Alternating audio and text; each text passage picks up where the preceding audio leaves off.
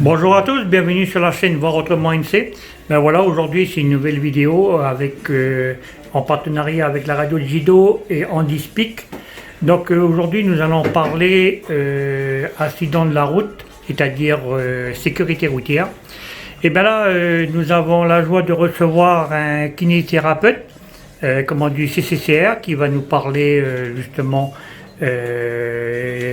les problèmes qu'il rencontre en tant que kiné. Et puis nous avons Alexandre qui est justement lui en situation de handicap, mais c'est pas un accidenté de la route. Donc il fait partie de l'équipe Handispic. Et puis là nous avons Moïse. Bonjour Moïse. Bonjour. Tu vas bien Moïse? Très bonne meilleure du monde. Voilà, donc Moïse, lui, c'est un accidenté de la route, donc il va nous parler un petit peu de ces problèmes qu'il rencontre. Et puis bien sûr, nous avons aussi toujours notre animateur, Jean-Michel, qui c'est lui qui gère l'émission radio. Donc voilà, donc si vous aimez cette vidéo, écoutez, partagez-la. Likez la vidéo, abonnez-vous, c'est gratuit. Et puis je vous dis à tout de suite pour la suite de la vidéo. Merci. Merci.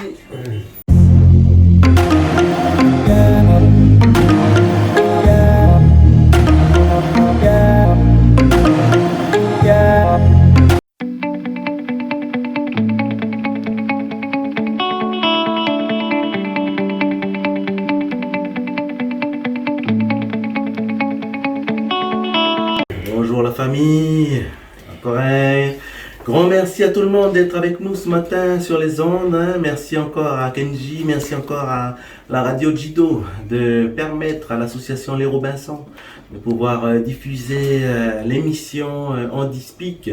Donc voilà, une nouvelle émission Handispic depuis 2015 dans ce partenariat avec notre grande case du 97.4 FM.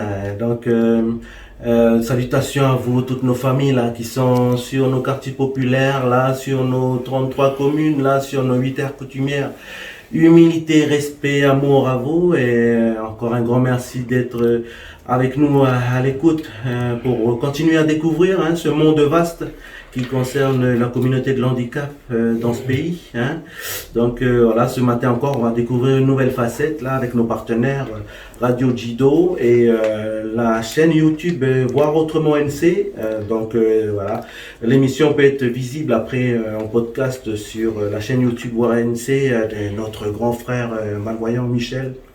Donc merci aussi à lui d'être là à nos côtés pour immortaliser ce moment-là et puis pour ceux qui auraient raté, ils peuvent réécouter l'émission sur Voir Autrement MC. Donc voilà, encore une nouvelle fois un moment de partage, un moment d'échange pour découvrir aussi un outil qui travaille dans l'ombre là au niveau de la communauté du handicap. Un outil aussi malheureusement qui accompagne aussi un fléau qui touche ce pays. Un fléau qui atteint chaque famille, chacun d'entre nous on est concerné. Ce sont les accidents de la route, l'insécurité routière. Donc ce matin, voilà, nous avons deux invités que nous remercions de nous avoir rejoints. Bonjour Moïse. Bonjour ça. Voilà, Moïse qui représente l'ACH. Nous saluons d'ailleurs nos amis, nos familles là-bas du côté de l'association calédonienne des handicapés, du côté de Montravel. Nous avons aussi notre petit frère Julien. Julien, merci à toi d'être avec nous ce matin. Merci à vous de m'avoir invité. Bonjour tout le monde. Voilà, Julien qui est professionnel de santé, qui représente le CSSR. Donc voilà, nous allons partager ce lourd sujet qui nous impacte chaque année.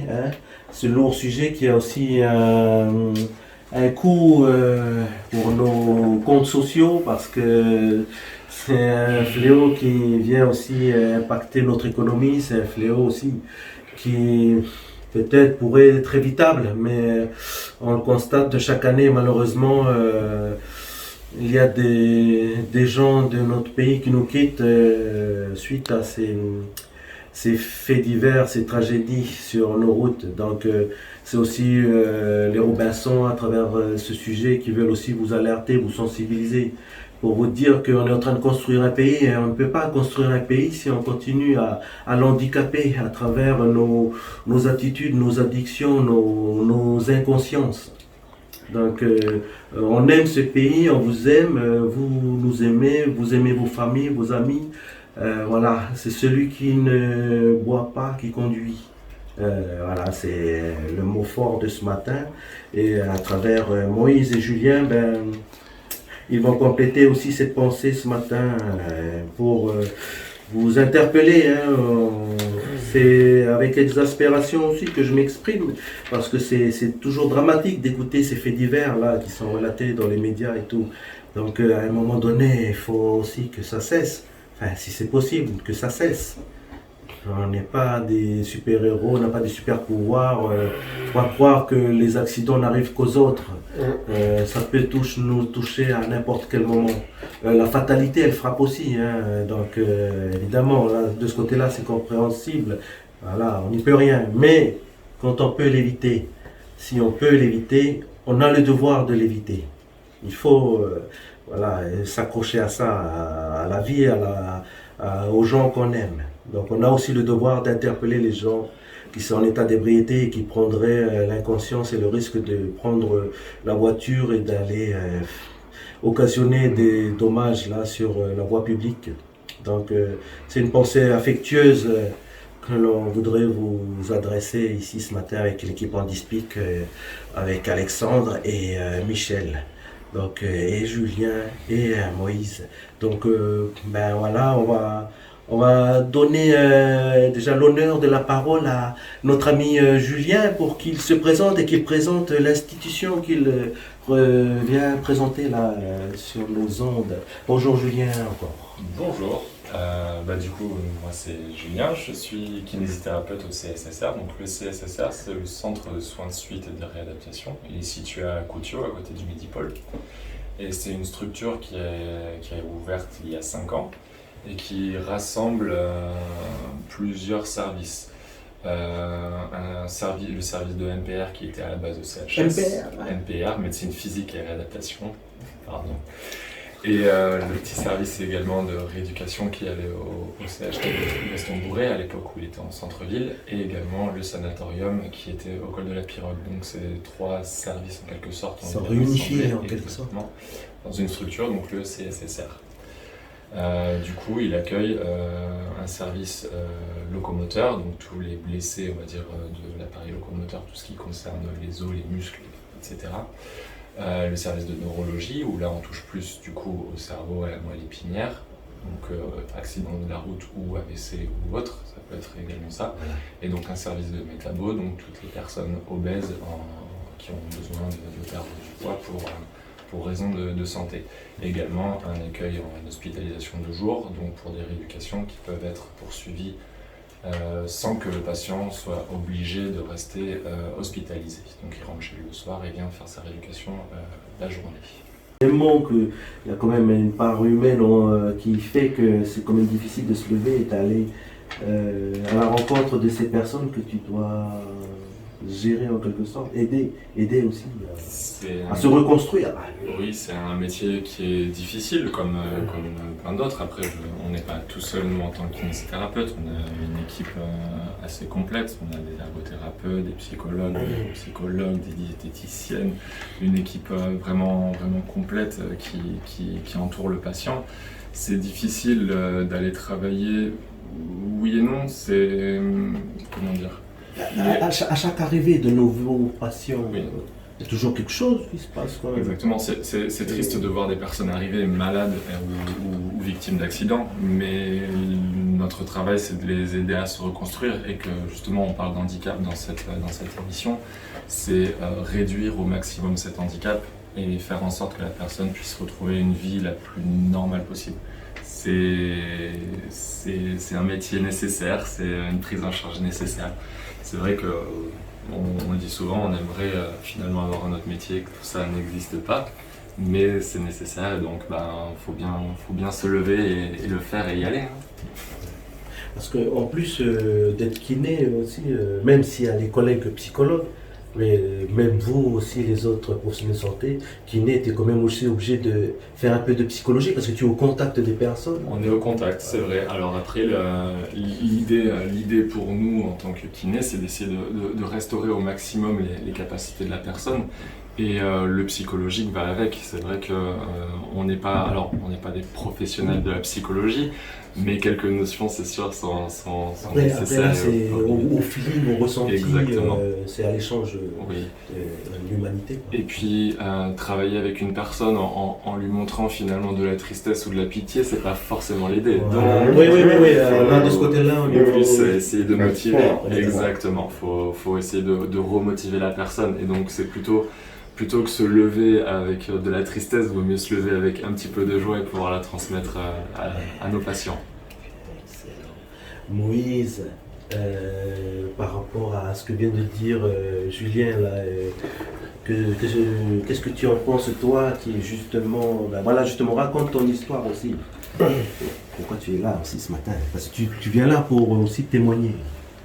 Bonjour les amis, bonjour Julien. Comme vous avez... Julien, je vous respecte beaucoup pour ce que vous faites. C'est très fort. Quand vous voyez des malades, ça ne donne pas envie de travailler. Ça donne de la pitié. Ok, je vais vous raconter mon histoire. D'habitude, on est 3 à témoigner. À moi, Emmanuel et Afala, comme il n'est pas là. Il y a un troisième. Manu. Bonjour Manu, si tu m'écoutes. Et puis il y a un troisième qui est mort il y a la semaine dernière. Il s'appelle Joseph Pandao. Il est paraplégique, il est sur une chaise roulante, comme Manu d'ailleurs. Et moi, je suis hémiplégique, c'est-à-dire handicapé d'une moitié du corps. C'est pour ceux qui ne me voient pas, mais ici, vous voyez, dans le cou, il y a un stigmate, c'est ce qu'on appelle une cicatrice. C'est la marque d'une trachéotomie. C'est pour mieux respirer. Donc je vous raconte mon histoire. Et je me rappelle quand on a fait les tours de Calédonie, on a témoigné pour sensibiliser les gens, surtout les petits, parce que un petit, il apprend vite et c'est lui qui va faire la vie de demain. Et on a témoigné à Poidimi, à Bouraï, à La Foix, au centre culturel, au cinéma de La Foix. Moi, je suis content parce que ça me fait voyager aussi. Et puis, mon histoire, on m'a raconté parce que j'avais passé 3 mois dans le coma profond. Donc, j'étais mort, quoi. Il y a juste le cœur qui bat. Et je rappelle, et quand je repense à mon histoire, c'est vrai, ça fait peur. Ce que vous témoignez aujourd'hui, ce n'est pas de vous faire peur. Non, la vie est trop, trop belle. Il faut l'apprécier, mais on vous donne des conseils. Mais, qu'on dirait un proverbe, le bon conseiller n'est pas le bon diseur n'est pas le bon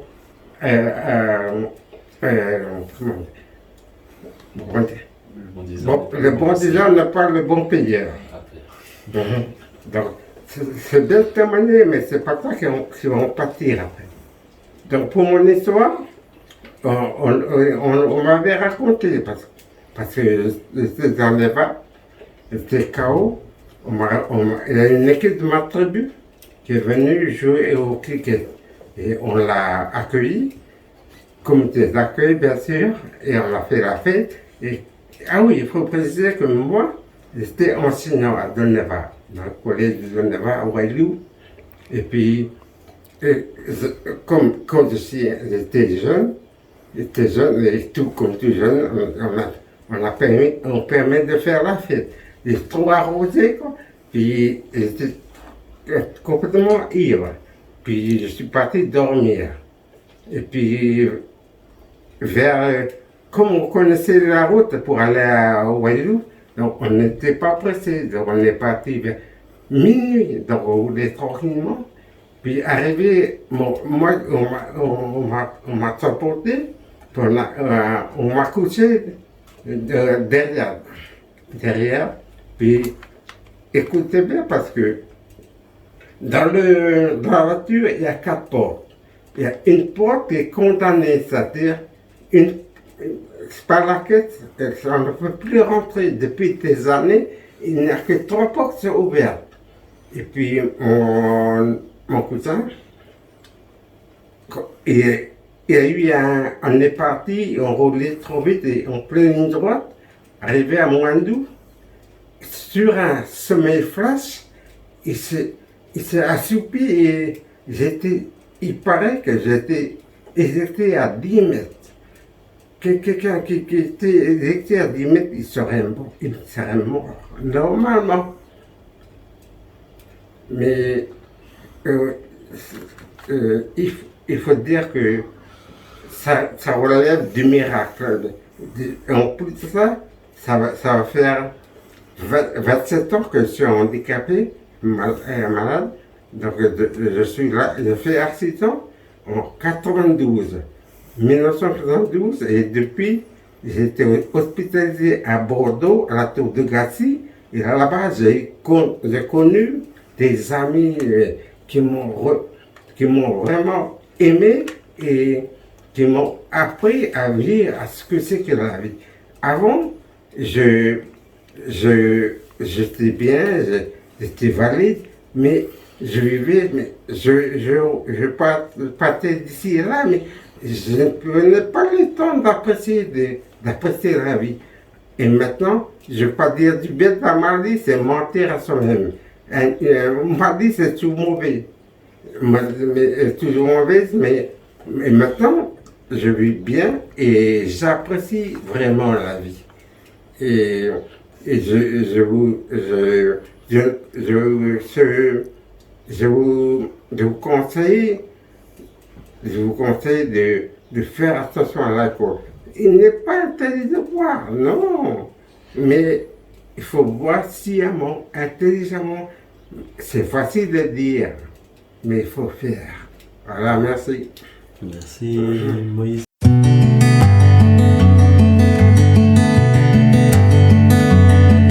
C'est vrai que c'est un accident quand même impressionnant que tu as l'air d'avoir eu.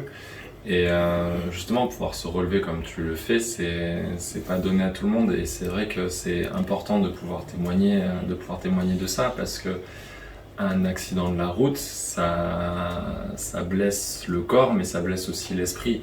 Et se relever de tout ça, c'est très compliqué, c'est très long. Et c'est surtout un changement radical dans sa vie. Comme tu dis, Moïse, tu étais enseignant. J'imagine qu'après ça, tu n'as plus pu enseigner. Et c'est le cas pour énormément de personnes. La vie d'avant, après un accident de la route, souvent se termine et doit être réinventée. C'est un nouveau projet en fonction de ses capacités physiques, en fonction de ses capacités mentales aussi. Il y a certaines choses que les personnes aimaient faire et ne pourront plus jamais faire. Alors c'est toujours, on essaye toujours, les professionnels de santé, mais aussi les associations et la société, de réduire finalement les difficultés, en tout cas pour les personnes handicapées, à avoir ces activités, mais c'est pas toujours possible. Et bien souvent, c'est vraiment réinventer une vie, réinventer un projet, et c'est très très long et très très difficile. Donc je suis assez impressionné, Moïse, par ton témoignage et par ce que tu fais. Et je me souviens, oui, t'avoir vu, et je me souviens de Joseph aussi, qui en parlait bien, et qui était assez, pour le coup, Joseph, malgré son état, qui était assez impressionnant et avait la joie de vivre et pouvait en discuter, et c'était très, très, très sympathique de pouvoir discuter avec lui et de pouvoir discuter aujourd'hui avec toi.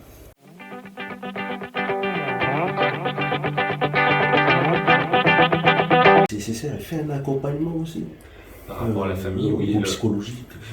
Il y a possibilité d'être accompagné, oui. Nos psychologues écoutent par exemple aussi bien le patient que les familles.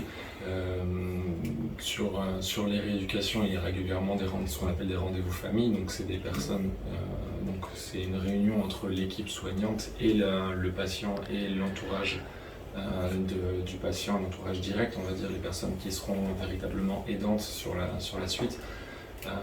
Pour pouvoir justement faire un projet de vie et voir un peu qu'est-ce qui sera possible immédiatement après après la sortie du centre. Mais bien souvent, la reconstruction se fait, ce n'est pas en sortant du centre, en sortant de la rééducation que ça se fait vraiment sur des années. Exactement.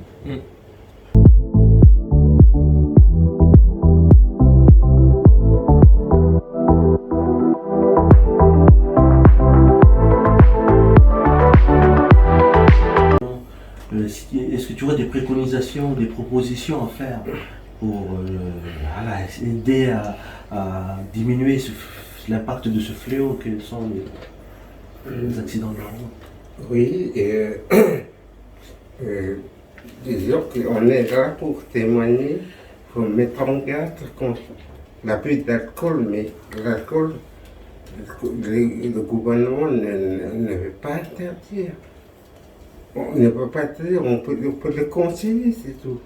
Mais on ne peut pas interdire. Le gouvernement est là, il fera en sorte de limiter, mais interdire, c'est impossible. Mais déjà, ce qu'ils font, c'est bien, il faut dire ça là. C'est pour nous encourager, nous accompagner, mais dans notre handicap. Ici à Nouméa, il n'y a rien à dire. Tout est fait, mais on peut faire encore plus. Et ce qu'on demande au gouvernement, c'est de nous accompagner, de nous suivre surtout, de nous comprendre. Parce que chacun est unique. On dit souvent, il y a toujours pire que soi. Moi, quand je vois des gens qui sont vraiment des légumes et qui ont la joie de vivre, je me dis, il y a un copain de la salle, je le salue, il s'appelle Fano. Fano, lui, c'est grand bonheur. Mais il est handicapé. Je me dis, s'il se rend compte qu'il est handicapé, tellement qu'il a la joie de vivre, et sur ce point-là qu'on doit se regarder. Et c'est lui qui doit nous donner cette envie de vivre. Mais le handicap, on dit souvent, il faut comprendre le handicap. Moi, je suis contre, je dis, il faut vivre le handicap pour le comprendre. Voilà. Alexandre, ton ressenti? Je suis déjà très ému de ton témoignage, oui. Parce que moi je suis pas forcément accidenté de la route, mais j'ai été également patient CCR pendant un an et demi. Je sais ce que Julien disait par rapport à la reconstruction mentale. Moi qui vis avec, pour moi, je veux dire, ça a été plus simple, puisque je vis avec, je suis né avec. Mais c'est vrai que pour les personnes qui ont été accidentées de la route, ça a été un chemin beaucoup plus escarpé, beaucoup plus long.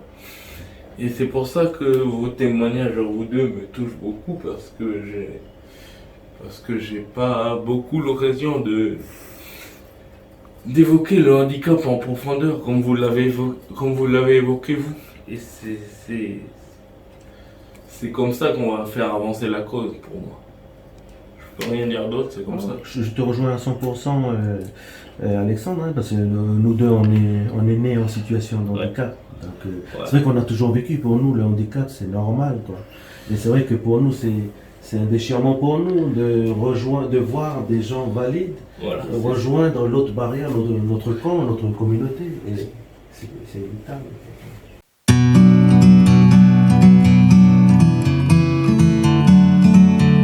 Posé tout à l'heure sur qu'est-ce qu'on pourrait faire, c'est préconisations. les préconisations, c'est avant tout la responsabilité de chacun en fait. Voilà. Sur le thème de l'accident de la route, c'est clairement le respect que chacun devrait avoir envers l'autre. Le conducteur de la voiture doit être en état de conduire et responsable de sa voiture.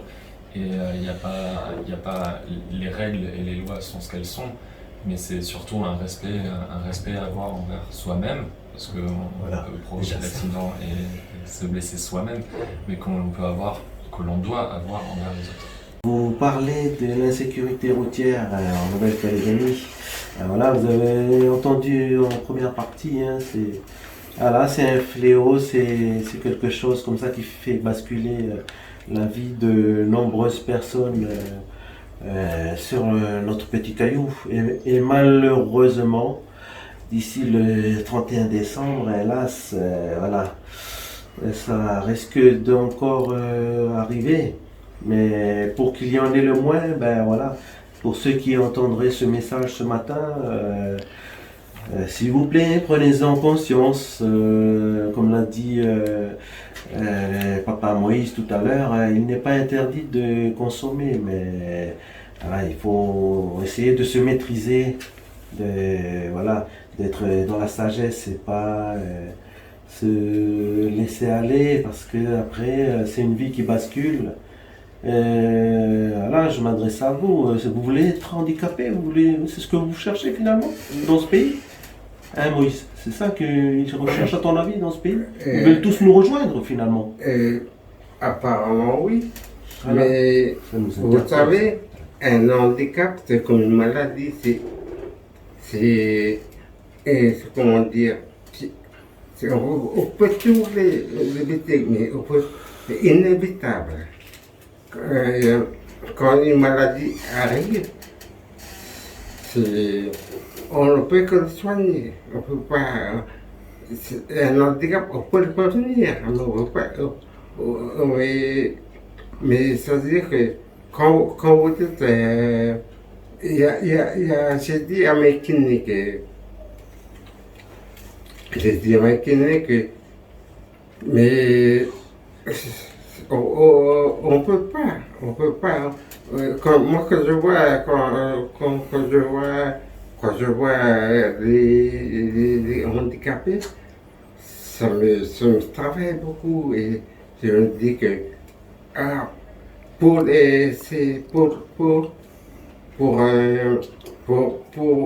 eux, pour les valides, je suis handicapé. Et pour les handicapés, je suis invalide.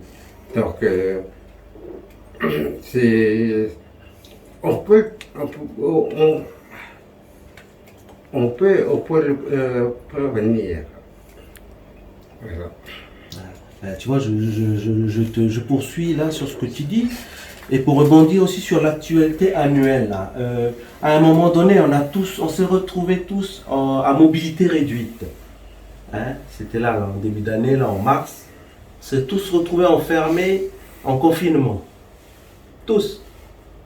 Ça vous plaît de rester enfermés chez vous?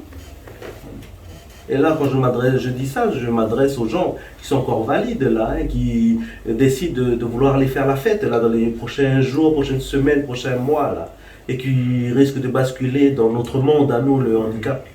Parce que ça, c'est du handicap créé artificiellement, qui pourrait être évitable. Et les handicaps de naissance, comme moi et Alexandre, voilà, nous, on est en situation de handicap. Dès les premiers jours de notre vie, on a appris à vivre avec ça. On a fait avec. C'est notre quotidien, c'est notre identité. Mais vous qui êtes encore valide là, qui décidez de prendre le volant peut-être dans la journée, là, et qui êtes en état d'ébriété, ou même vous, la famille autour, qui voyez, si vous aimez vos familles, là, vos amis, empêchez-les de prendre la voiture. C'est le message fort de ce matin, parce que demain ils vont se retrouver confinés à vie aussi dans le handicap. Parce que le handicap, c'est une forme de confinement aussi. On est à mobilité réduite, une fois qu'on est en situation de handicap, eh ben, on n'a plus toute la mobilité, pardon. Voilà. Toute la mobilité qu'on pouvait avoir avant. Voilà. Quand vous êtes valide, vous pouvez d'un coup d'idée comme ça, d'un coup de tête, je décide d'aller marcher, là, je vais y aller, là. Je pars de par moi-même. Là, demain, vous basculez dans le monde du handicap, là, vous serez tributaire, vous serez, voilà, quoi, vous perdez votre autonomie et vous allez devoir compter sur les transports, voilà, adaptés, voilà, et tout ce qui, voilà, et après, vous vous retrouvez après entre les mains de professionnels de santé, voilà, avec Julien et toutes leurs équipes, là. Heureusement qu'on a les professionnels de santé sur ce pays, là. Hein. On salue d'ailleurs tous ces professionnels de santé, quelle que soit leur fonction. On pense à Julien et tous les gens du CSSR, mais aussi dans tous les établissements publics de santé aussi de notre pays. Une pensée aussi là-bas du côté de Poniréouin pour les gens du dispensaire là-bas aussi. Aussi interpeller les jeunes qui font dans l'incivilité. Voilà, respecter nos personnels de santé parce qu'ils font du travail pour nos personnes fragiles, que ce soit les personnes âgées ou les personnes en situation de handicap là dans nos tribus. N'allez pas détériorer les centres de santé là, qui sont disséminés sur tout le territoire. Ça, c'est pour le soutien à la vie de tout le monde. Donc, c'est pour vous interpeller aussi. Soyez responsables. Si vous aimez votre pays, prouvez-le. Prouvez-le. Arrêtez les incivilités. Respectez les gens. Respectez la vie. Donc, respectez votre pays et respectez-vous vous-même déjà. Donc voilà, c'est un appel que Alexandre et moi là on lance aussi parce que voilà, nous on n'a pas la chance d'avoir été valide dans notre vie. Ça on l'a jamais connu ça, la validité. Donc estimez-vous heureux de vivre déjà dans ce beau pays et voilà, estimez-vous heureux d'avoir déjà ce système de santé qui nous permet de nous soigner et tout. Mais malheureusement, si on peut éviter ces nouveaux cas d'handicap là qui nous rejoignent à travers ce fléau des accidents de la route. Voilà. Merci à vous de faire à chacun personnellement de faire sa prise de conscience, hein, de prendre ses responsabilités à son niveau. On construit un pays, hein, c'est pas avec une moitié de la population en situation de handicap qu'on peut se tenir bien debout et bien droit. Alors, je voulais rebondir sur ce qu'on disait. C'est pas pour vous alarmer qu'on vous dit ça. C'est justement pour vous faire prendre conscience de nous, les personnes handicapées, ce qu'on vit au quotidien. Et de nos difficultés, de nos incapacités. C'est juste ça que je voulais dire. Ben moi, je vais rajouter quelque chose. Quand je suis né, j'étais bien voyant. Pas de maladie, rien du tout. Et puis, à l'âge de 20 ans, je suis tombé diabétique. Et puis, avec toutes les conséquences qu'il peut imaginer possible à avoir. Et puis, à l'âge de 30 ans, le verdict est tombé. C'est-à-dire que la maladie a occasionné, à mes yeux, des dégâts très importants. J'ai fait quand même 26 voyages sur l'Australie pour essayer de sauver un petit peu ma vue. Mais malheureusement, en 1986, j'ai perdu l'usage de mon œil gauche à cause du diabète, ce qu'on appelle la rétinopathie diabétique. Donc les médecins ont essayé de faire quelque chose, mais c'était trop tard, parce que la vue, si vous voulez, c'est tellement important quand on a vu des belles choses. Et que maintenant, à mon œil droit, la maladie partait aussi sur mon œil droit, et que c'était... Ce que j'essaye de vous faire comprendre, c'est que il faut faire extrêmement attention. Là, je vais parler diabétique, ça veut dire qu'il faut faire extrêmement attention à tout ce qui est les boissons sucrées. La nourriture, les twisties, enfin les frites, enfin tout ce qui est produit je dis pas qu'il faut pas en manger, c'est comme l'alcool, mais c'est toujours pareil, il faut faire ça avec modération, parce que maintenant, j'ai 65 ans, et vous pouvez pas savoir, comme je regrette, de ne pas avoir fait attention à ma santé, d'avoir mangé n'importe quoi, bu des cidres et des Coca-Cola, et puis que maintenant, je suis arrivé où il me reste moins d'un demi-dixième à mon œil droit. Je peux encore faire des choses, mais c'est vrai que moi j'ai connu les belles choses, et puis que maintenant, au fur et à mesure que des années passent, et tout ça s'estompe parce que voilà, Je suis plus capable de reconnaître quelqu'un, même s'il vient de tout près. Je vais jamais voir ses yeux, je vais pas voir les couleurs de ses cheveux, je vais pas savoir quand est-ce qu'il va sourire. Mais je m'avoue pas vaincu. Les choses sont ainsi faites. Je fais avec, mais c'est juste un appel. Faites attention à votre santé. C'est important de toujours avoir une bonne santé. Merci. Merci Michel pour ton témoignage. Voilà, vous constatez hein, que le handicap, voilà, il peut subvenir sous différents facteurs. Donc c'est à chacun de voir comment il consomme dans sa vie. Et pour rebondir sur ce que vient de dire Michel, là c'est la journée internationale pour le diabète et on salue d'ailleurs l'association de monsieur Philippe Leroux du côté du centre socio-culturel de Païta où ils ont une journée là-bas de sensibilisation au diabète. Donc si dans la journée, vous pensez passer du côté de Païta, aller y faire un tour et voilà, vous faire même dépister au diabète, c'est vite fait. Donc, voilà une pensée pour les associations qui œuvrent aussi de ce côté-là.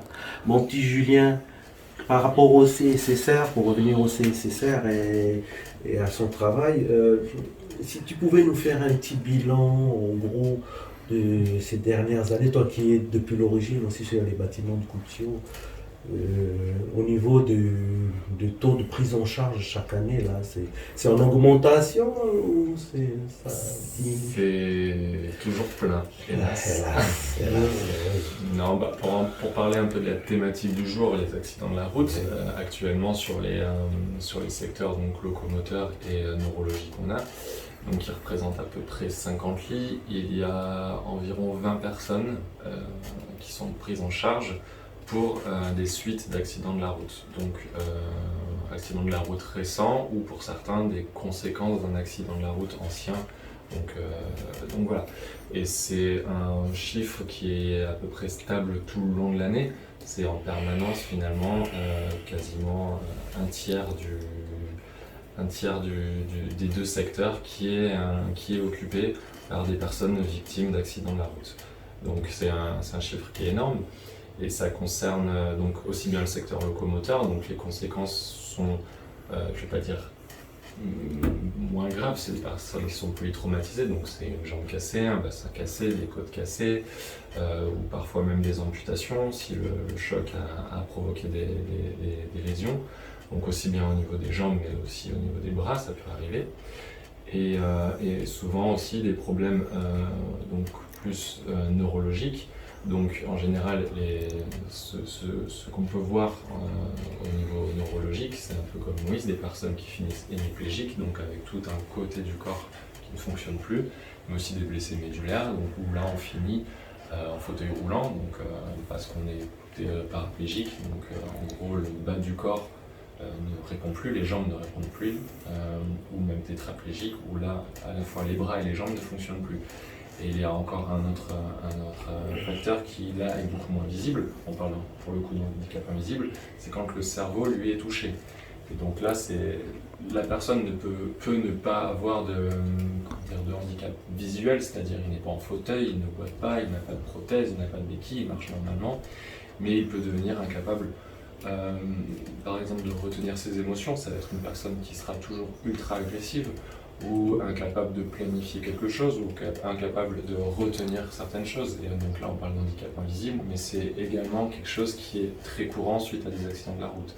Et souvent, on cumule les handicaps, donc c'est-à-dire qu'en fait, à la fois le cerveau et le corps est touché. Donc là, ça devient vraiment, vraiment problématique.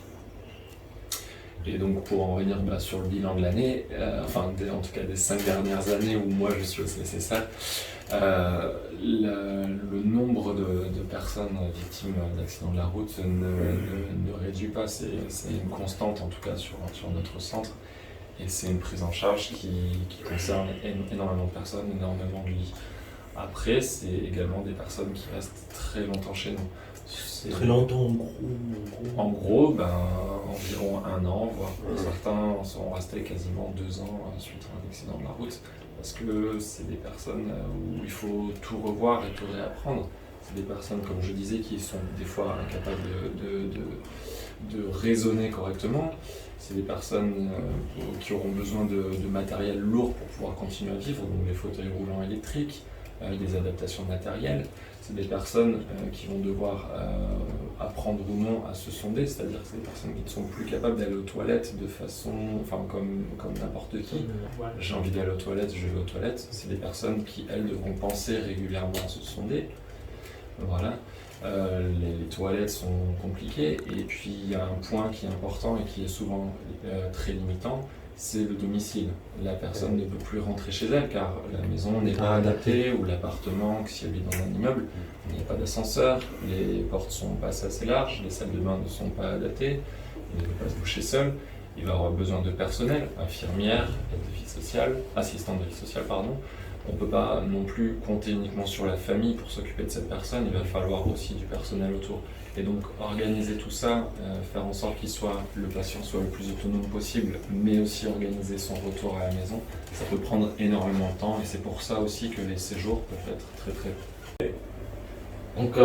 qui pourrait être en capacité d'obtenir un logement adapté, disons, et qui sont en difficulté par rapport à ça, parce qu'il n'y en a pas assez en Calédonie. Je rebondis sur ce que tu disais il y a 30 secondes. Moïse, ta pensée, c'est... Mais disons que Et toi, à la maison, tu as un logement qui te convient quand même? mais c'est-à-dire que je suis autonome. Avant, je ne parlais pas, je ne marchais pas. Et avant, j'étais aphone, sans voix. Et puis maintenant, je suis aphasique. Je parle, mais... Et un Martinique qui me dit, mais parmi 1000 personnes, je vais se reconnaître. Donc quand vous entendez ma voix, vous savez que c'est moi. Et puis, oui, là-bas à la maison, je vis tout seul avec la famille. Et le logement est adapté. Il te convient Oh, par oui, rapport à ton handicap? Ah oui, largement. Et il y a les rampes d'appui, barres d'appui, ils ont aménagé les toilettes. Donc, mais je ne suis pas contrairement à ça, c'est pour ça que je dis que chacun est unique. Je voudrais vous dire que quand vous avez dit qu'on était confinés, mais ça va, le confinement est volontaire, mais un handicap est comme une maladie, c'est involontaire. Ça arrête tout, on peut le prévenir. On peut le prévenir pour ne pas qu'on soit handicapé. Voilà, vous constatez les pensées des gens par rapport à tout ce qui se fait. Donc on espère à travers ce thème d'aujourd'hui que là, tout un chacun, là où vous êtes, vous allez y réfléchir quoi, et réagir aussi. Parce que là, c'est pas le tout de toujours répéter les choses, hein, parce que quand même, Moïse, tu fais aussi un travail avec la CH, avec Joseph, notre regretté Joseph, mais aussi avec Manu, sur ce travail de sensibilisation. Ça fait combien d'années maintenant que vous témoignez en tant qu'ancien accidenté du travail? Je crois que ça fait plus de 5 ans qu'on... La CH a mis ça en place depuis 5 ans. Depuis, je ne sais pas. Mais c'est une bonne chose, surtout on fait ça devant il n'y a pas ça depuis longtemps, mais des fois, je vous dis, la dernière fois, on a été témoigné d'un collègue, pas dans une école, puis, je ne dis pas le nom, Oui. à Couteau, et puis j'étais avec Manu, il était sous ses roulantes, des paraplégiques. Qui Manu, il voulait aller aux toilettes. Mais le problème, c'est qu'ils n'ont pas de toilettes. Adapté. Donc il a fait, je ne sais pas, mais pour vous dire ça, c'est... Ils nous ont invités, mais ils auraient pu prévoir ça, là. Je ne sais pas. J'ai vu constater aussi que vous intervenez aussi, des fois le tribunal de Nouméa vous invite à intervenir face aux conducteurs qui ont été attrapés sur la voie publique. Ah oui, ah ben ça, il n'y a pas photo. Des fois, on témoigne là-bas au tribunal à Nouméa. Et je me rappelle une histoire, il y a un Kanak, pour ne pas le citer, et quand j'ai témoigné comme ça, puis il m'a dit, mais si c'est pour vous écouter, en raconter votre vie, j'aurais pu rester à Thio. Et quand je regardais comme ça, je dis, mon frère, je vous dis ça, mais c'est pour vous avertir. S'il faut te retrouver parmi nous, c'est grave. Et quand même, malgré ça, il y a quand même de bonnes réactions de prise en conscience là, dans le public, là, au tribunal. Il y a quand même des gens qui ont quand même reconnu que. Qui ont pris conscience quand même, malgré ce cas, la critique ici. Je sais pas. Il faut regarder juste l'histoire, il faut regarder les nouvelles. Et puis tout se comprend. Les accidents de route arrivent souvent. Et bien sûr, il y a des cas particuliers, mais en général, on avance tout doucement. Regarde. Et il y a Jacques qui disait que la Nouvelle-Calédonie est un pays chantier. C'est pas comme la France c'est un pays qui est fini, qui depuis des années s'est construit. Mais nous, on va dire de se construire. On a besoin de tout le monde pour construire. Et nous, on trottine petit à petit. Mais on va pas. Moi, je suis sûr qu'on va y arriver. On va pas. Le risque zéro n'existe pas. Mais on fera avec. Est-ce qu'ils sont solidaires aussi, ils viennent vers vous, ou ils ont peur aussi de ce qui arrive là?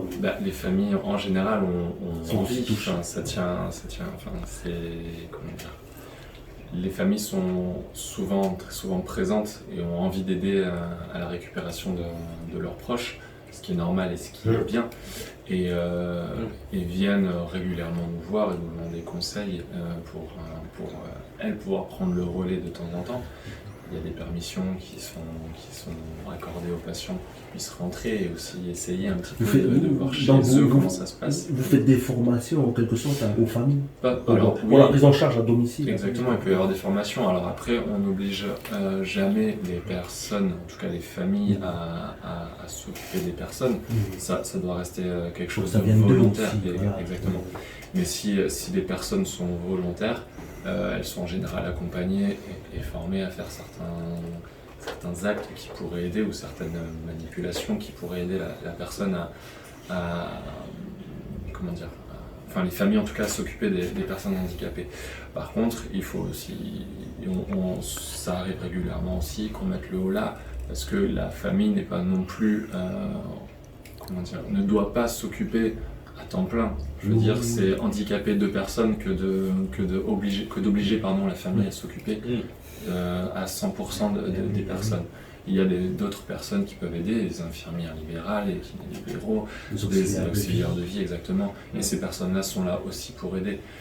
Il faut savoir qu'une famille ou qu'une personne qui aide quelqu'un d'autre à 100% tout le temps, c'est usant et ça peut provoquer aussi un mal-être et donc potentiellement un futur handicap ou un accident aussi.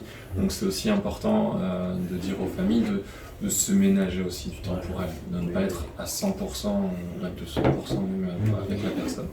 Donc voilà, donc c'est pour ça aussi, il y a les deux pendants. On peut aider les familles qui sont volontaires, mais il faut aussi bien leur faire comprendre qu'il leur faut du temps aussi pour elles. Et c'est pas un métier, ça doit être quelque chose de... On aide la personne handicapée, mais il faut aussi pouvoir se garder du temps pour ça. C'est beaucoup d'énergie. Toute bonne chose a une fin. Donc, je remercie encore l'équipe Handispic, là, Michel et Alexandre, d'avoir été là ce matin pour accompagner nos invités. Moïse, merci à toi avec Julien. Moïse, un dernier mot là, de revoir à nos familles à l'écoute. Oui, la liste est très longue. Faut citer tout le monde. Mais il y a déjà mon neveu qui m'attend pour la voiture. Bonjour le neveu. Bonjour le neveu. Il y a mon infirmière, elle s'appelle Marlène. Beaucoup Marlène. Il y a tout ça. Sans oublier Serge, tout. Et je dis à tout le monde, et surtout, je voudrais donner un bon courage à tous les étudiants. Tous les étudiants, continuez, foncez, et on est avec vous. Merci. Julien, un dernier petit mot. Eh ben, un petit bonjour à tous ceux qui me reconnaîtront, un petit coucou à toute la bande du CSSR. Yes. Reposez-vous bien, lundi on reprend à fond. Yes. Et bien voilà qui conclut cette émission. Encore un grand merci à vous la famille d'avoir été à l'écoute ce matin. Encore un grand merci à Radio Jido pour la parole. Et vous prenez soin de vous et s'il vous plaît, hein, sur les routes là. Faites attention. Allez, s'il vous plaît. C'est bien, on l'était à